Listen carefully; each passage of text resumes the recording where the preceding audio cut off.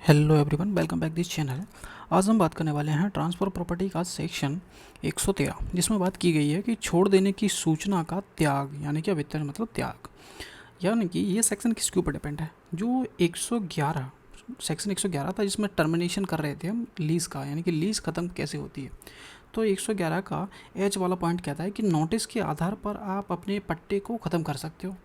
दोनों आपस में कोई भी ख़त्म करना चाहे तो एक दूसरे को नोटिस देकर ऐसा आप लीज़ को ख़त्म टर्मिनेट कर सकते हो आपसी सहमति से।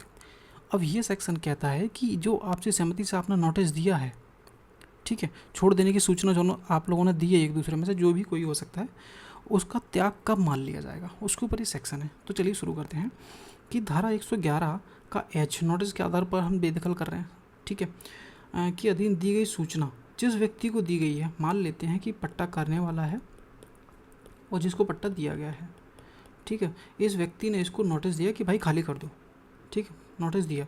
उस व्यक्ति की अभिव्यक्त और विवेक्षित यानी कि इम्प्लाइड सहमति से उसे देने वाले व्यक्ति की ओर से ऐसे कार्य, यानी कि जो पट्टा करता था, उसने नोटिस दिया, उसके कार्य से जिससे पट्टे को चालू रखने का मान उसका आशय दर्शित होता हुआ व्यतिरिक्त हो जाता है। मान लीजिए इसने कोई नोटिस इसको दिया और नोटिस देने के बाद इसने पट्टेदार ने इसको पेमेंट दे दिया और इसने रख भी लिया भाई, और अब फिर उसको खाली करने की बोला भी नहीं, तो उस कंडीशन में जो अधिकार था खाली कराने का नोटिस के आधार पर, वो वेव ऑफ हो जाएगा, त्याग दिया मान लिया जाएगा।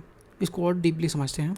सेक्शन 113 कहता है कि यदि पट्टाकर्ता, इसको मान लेते हैं, दोनों में से कोई भी दे सकता है, पट्टेदार भी दे सकता है नोटिस और पट्टाकर्ता भी दे सकता है, ठीक है, पट्टेदार को मकान खाली करने का नोटिस दिया और ऐसा नोटिस मकान मालिक और किराएदार की आपसी सहमति से रद्द किया जा सकता है। दोनों आपसी सहमति से उसको रद्द भी कर सकते हैं, ज़रूरी नहीं है खाली ही करना पड़े। आपसी सहमति कर भाई रहने दे और ऐसा कोई नोटिंग होती है तो उसको रहने, ऐसा जो वेव ऑफ भी मान लिया जाएगा, जो अधिकार था आपका सामने वाले को नोटिस देकर खाली करवाने का। और माफ़ी स्पष्ट रूप से, यानी कि जो वेव ऑफ है स्पष्ट रूप से एक्सप्रेस और इम्प्लाइड होना चाहिए। एक्सप्रेस मतलब कि बोल के या फिर लिख कर नोटिस दे दो सामने वाले को कि हम खाली कर रहे हैं, और इम्प्लाइड यानी कि आपके आचरण को देख के ऐसा लग रहा है कि भाई सामने वाले को हम बता रहे हैं कि हम खाली कर दो भाई, जो ही लीज है, पट्टा है। और यदि मकान मालिक नोटिस समाप्त होने के बाद भी किराया स्वीकार कर लेता है, नोटिस इसने दिया सामने वाले को और जो पीरियड था नोटिस का 30 दिन के अंदर अंदर खाली करना था, और नोटिस का जो समाप्त होने का, नोटिस का जो पीरियड था समाप्त होने के बाद भी जो किराया स्वीकार कर लेता है, एक्सेप्ट कर लेता है, तो अब सीधी सीधे क्या मतलब है, क्या कहना क्या चाहते हो मकान मालिक? तो सीधा सीधा वही हो गया ना कि भाई तुमने 30 तारीख तक बोला था खाली करने के लिए, अब हमने तुम्हें 5 तारीख को पेमेंट कर दिया दूसरे महीने का, तुमने पेमेंट भी रख लिया, तो मतलब आप नहीं चाहते अब कि हम खाली करें। तो वही बात हो गई यहाँ पे, उस कंडीशन में भी अधिकार है जो वेव ऑफ मान लिया जाएगा, जो खाली करने का आपने हमें नोटिस दिया है।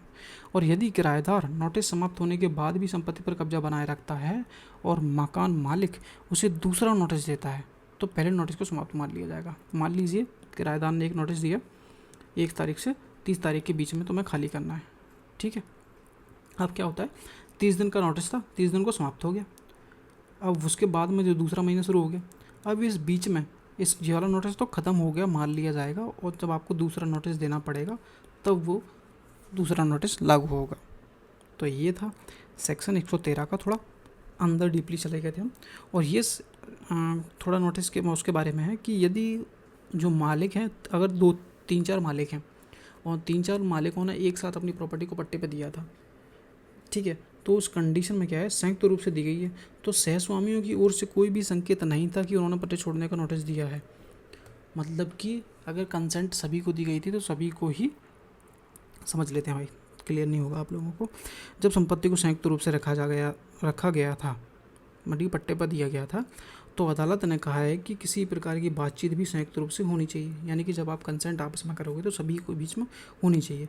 सहस्वामियों की ओर से ऐसा कोई संकेत नहीं था, मतलब कि बाकी सभी लोगों ने ऐसा कोई संकेत नहीं दिया था कि संपत्ति को छोड़ने के नोटिस से जुड़े अपने अधिकारों को छोड़ दिया, यानी कि उन्होंने ऐसा कोई नोटिस नहीं दिया, उन्होंने ऐसा कोई अपनी तरफ से नहीं जताया मकान मालिकों ने कि हम अपना जो अधिकार है वो त्याग रहे हैं, ठीक है।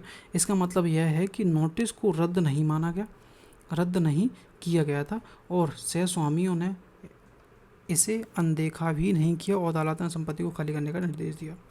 मतलब कि जब सभी स्वामियों के बीच में बात हुई थी तो सभी स्वामियों के बीच में ही जो खाली करने का नोटिस है वो माना जाएगा, और यदि सभी लोग बोल दें खाली करने की तभी वो मान, ये एक केस के ऊपर डिपेंड था, ऐसा कुछ ज़्यादा डीपली मत लेना। सेक्शन हमारा यही है और इसका थोड़ा डीपली मैंने यहाँ पे बता दिया आप लोगों को।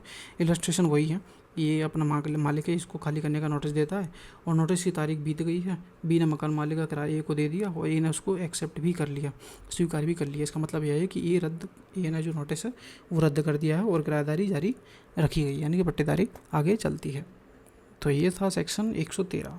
इसमें ज़्यादा कुछ था नहीं भाई, लेकिन जो बस इसको याद रखना, एच वाले पॉइंट को 111 में जो खाली करवा रहे थे हम, उसी का त्याग यहाँ पर होता है 113 सेक्शन में। कब होगा? तब आप यहाँ तो पेमेंट ले लो सामने वाले से, या फिर इम्प्लाइडली ऐसा कार्य कर दो कि तुम सामने वाले को लगे कि भाई तुम अब खाली करवाना नहीं चाहते या फिर हम छोड़ना नहीं चाहते। दोनों में से कोई एक व्यक्ति भी हो सकता है, ये नोटिस दिया हो या फिर इसने नोटिस दिया हो खाली करने का। तो ये था सेक्शन 113। वीडियो पसंद आए तो वीडियो को लाइक करना, चैनल को सब्सक्राइब ज़रूर करना। और भी कोई सेक्शन हो, डाउट हो, पूछ सकते हो भाई। हम आर्म्स एक्ट शुरू करने वाले हैं, थोड़ा ईजी समझने वाले हैं, तो इंटरेस्टेड हो तो बताना कमेंट करके। थैंक यू, मिलते हैं नेक्स्ट वीडियो में।